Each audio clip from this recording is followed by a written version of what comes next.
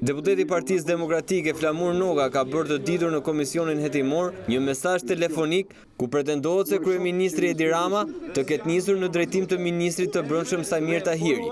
Ky mesazh ka ngjallur debate të forta në komisionin hetimor mes deputetëve të dyja palëve. Në muajin mars 2014, 2 fish vrasje krahasuar me muajin mars 2013. Gjithashtu janë përkeqësuar gjithë treguesit e tjerë dhe kjo është e trisht për mua dhe e rëndë për qytetarët. Pra kjo nuk është kurkund ajo që ke marrë përsipër përpara meje dhe ne kemi marrë përsipër përballë qytetarëve. Ja ku e keni mesazhin, është mesazh që i kam dërguar unë 2 bashkëpunëtorëve të mi. Jo kryeministri mua, ju jeni turp që bini në këto nivele. Ja ku e keni telefonin tim dhe mesazhin. Është tërësisht në vlerësimin tim, bisedoj me bashkëpunëtorët e mi dhe të vlerësoj si i përgjigjen punës.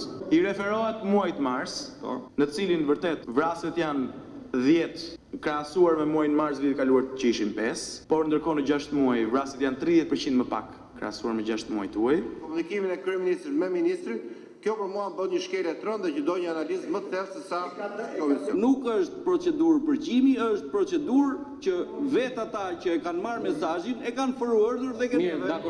Ndër të tjera, ministri Tahiri ka deklaruar në komisionin hetimor se ndryshimin në kupolën e policisë së shtetit janë bërë në konsultim me ish-drejtorin e përgjithshëm Hysni Burgaj për të vendosur në krye të policisë ekspert dhe profesionistë të aftë dhe të përkushtuar. Të gjithë ata që sot kanë ikur nga policia e shtetit, kanë merituar të ikin nga policia e shtetit dhe as nuk duhet kthehen më në policinë e shtetit. Unë e di që ju vjen keq edhe për Kuliçin dhe për atë tjetrin që Preçanin e këto historinë. Ministri i Brendshëm Samir Tahiri ka dhënë shpjegime dhe për ish shefin e antikrimit ekonomik në policinë e Tiranës Arjan Hoxha, i cili ka pretenduar disa ditë më parë në komisionin hetimor se Samir Tahiri e kishte kërcënuar me vendin e punës. Ajo që ndodhi me babain tim ishte vazhdim i asaj që ju bënit kur ishin në pushtet ndaj opozitës.